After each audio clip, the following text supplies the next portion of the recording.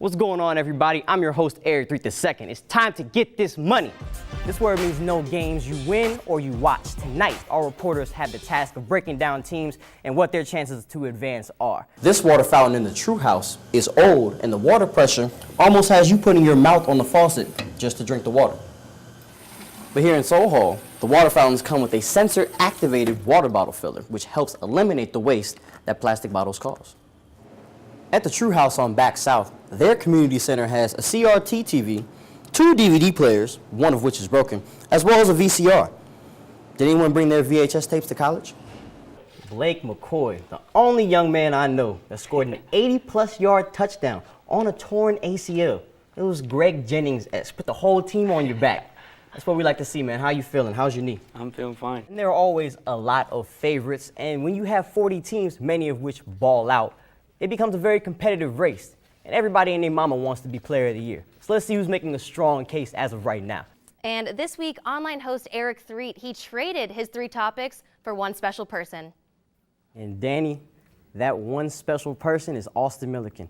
His daily battles are far more challenging than the ones you or I will face. Now, Millie might be a Cavalier fan, but just know he lives his life like a warrior. He's just a typical 17-year-old teenager. When he's around us, I've never seen him not have a smile on his face. He just has a disability that, not a lot of people know about. How did it make you feel? Astonished. Life hasn't been easy for Austin Milliken, a 17-year-old senior who manages the football team at Wellston High School. 7 years ago, an unknown discoloration surfaced on his skin. He was diagnosed with arteriovenous malformation, a disease without a cure that less than 1% of the population has. You have this, again, direct shunning of this really high flow blood from an artery to a vein. And so this can cause really abnormally high blood pressure in those vessels and make them prone to rupture. I do have to adjust to certain things from time to time. So I'm not able to fight and stuff, my strength. And all this stuff but I'm still a normal kid. A normal kid with a desire to play in the NBA.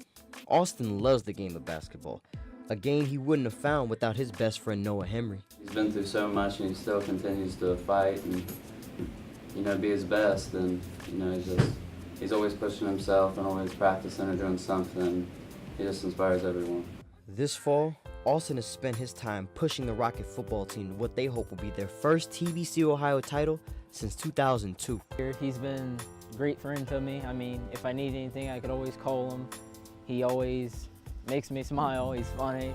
He's just a cool person to talk to whenever you need to. Look at people that complain because they have a bad day, or they complain because something doesn't go their way or whatever, and you look at Austin and stuff that he's facing with his life and his medical things, and he's smiling every day. Smiling and battling.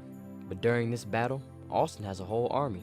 I feel very blessed that, this whole school, the parents, the kids, the staff, I don't worry about him when he's here, because they all treat him like he's family.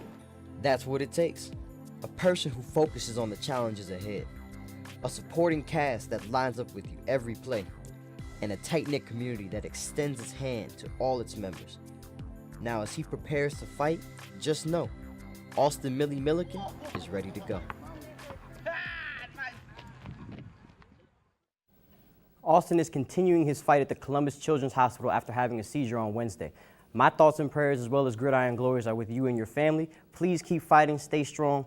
That's what I got for you, Danny. Yeah, I can definitely say that all of us here at Gridiron are a part of Austin's army. Thanks a lot, Erik. I used to pray for times like this, to rhyme like this, so I had to grind like that, to shine like this. Blake McCoy, he's not afraid to lower his shoulder, and he can definitely outrun you. Big part of that backfield for a long time. See my dreams unfold, nightmares come true. It was time to marry the game, and I said, yeah, I do. Andrew Newsom, when in doubt, Joey P, turn to your best player to win you the football game. Now, Duncan, I'm not saying Belleville is Superman, but have you ever seen him in the same place? You ain't wrong, Jerry. And Brandon Mockmer, on the other hand, is dynamic, elusive. He's got the ball in scrambles, he keeps the defense on their toes, and he's a great playmaker. Hold on, wait a minute. Y'all thought I was finished? A dominant performance, as you mentioned, by Garrett Maiden. You want to talk about an early season statement for Gridiron Glory Player of the Year? I think we just saw it right there. And he's also one of the reasons this team hasn't lost yet.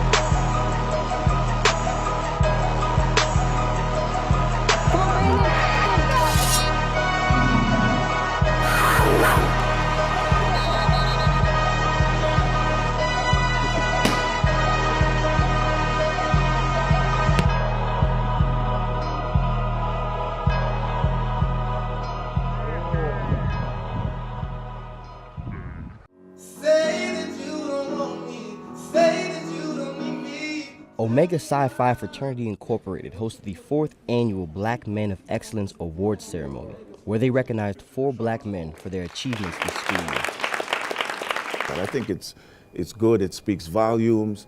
I think the young men who received the awards feel good, and other people in the audience who are saying, I wish I could do that. The fraternity presented awards to Javon Hagan for athletic achievement, Joseph Boma for campus involvement, Krishawn Cole as Mr. Congeniality, and Avery Pope honored for performing arts. Pope spoke on what black excellence means. Black excellence to me is just, excelling in what you have. Our melanin is our power, and even though it's dangerous for some other people, it's a perk for us sometimes. Black excellence has many forms, and it emerges through many paths. It was no different for this year's keynote speaker, Percy Miller, better known as Master P.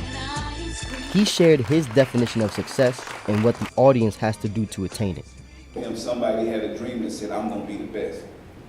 You're going to be the best student, you're going to be the best teacher, you're going to be the best doctor, the best lawyer. You have to put in that work and you have to sacrifice. But this event is more than just awards and prestigious keynote speakers. It's about getting rid of the negative connotations associated with black men and creating an image that they are proud of. Most of the time, you hear about the negative things that black men are doing. So to see that they're doing excellent things and to promote the excellent things that they're doing and then to set that as an example is something that's very important for my organization. Which is why Omega Psi Phi believes society should be exposed to men like Avery. If I can, affect one person and steer one person into the right direction as it pertains to being a black man, or just make sure a black woman knows that she is beautiful, and she can do whatever she puts her mind to. That's how I would try and work towards black excellence. With WOUB News, I'm Erik Threet II.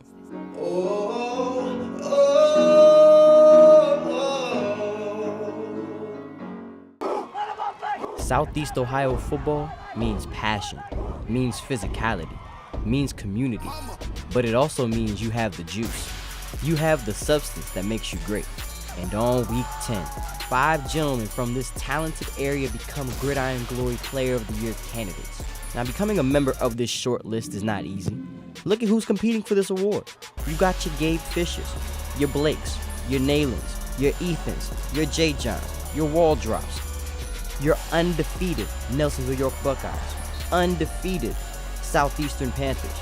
But there are only 5 spots. And here are my front runners through week 8. Isaac Gill. He's been a leader on this defense for multiple years, but he's flexing his muscles on offense with 20 touchdowns, scoring them 3 different ways. Garrett Maiden slides into the starting quarterback role and led his team to an undefeated record thus far. By the way, he kicks too. 89% on extra points, 100% on field goals. Brandon Moffman. Of the quarterbacks in our coverage, he is the only 1,000-yard rusher. He leads the quarterbacks in rushing touchdowns, and he has a District Player of the Year award on his resume already. Braden Belleville. This man embodies what it means to run with power. Nobody in our coverage elegantly puts defenders on their behind like Belleville. And he has 4 touchdown games this year. 3. But my favorite is Tri-Valley quarterback Andrew Newsom. 31 touchdowns, double-digit touchdowns with his arm and with his legs, and Newsom is doing this in the toughest conference in our coverage. But there are 2 weeks left to earn your spot. What will you do for Gridiron Glory Player of the Year? Do you have the juice? Comment, it wasn't like a racial slur, but I think the comment was, why are you here? You're not white. If Brandon ever thought he didn't belong, he never showed it. His work ethic, personality, and confidence allowed him to not only belong, but excel. I was just like nervous because I knew my sophomore year didn't go well.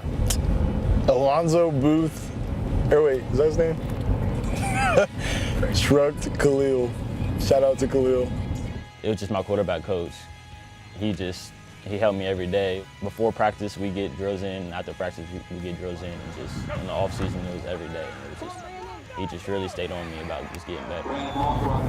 All of us were nervous, you know, and we all just kind of like grouped together, and we're just like, you know what, we need to step up. Like, this is a varsity time.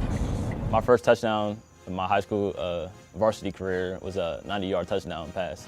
I just didn't feel like I was ready, but once I threw that touchdown, I just calmed down and it just went on from there, and I just got better as the season went on. Like, we had you back, and then now you just got comfortable with the game. Now you're getting like all these 70-yard runs and stuff for no reason. It always makes you feel good when you feel that somebody's always there for you. Even his team, I watch his team. You see the team coming in to help him, not to leave him, but to help him. But in life, one's belonging is often tested. At first it started on Snapchat.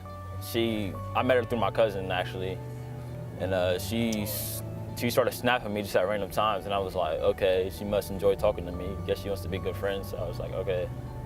They were going really well until her parents, they weren't really with us going together because I'm an African American.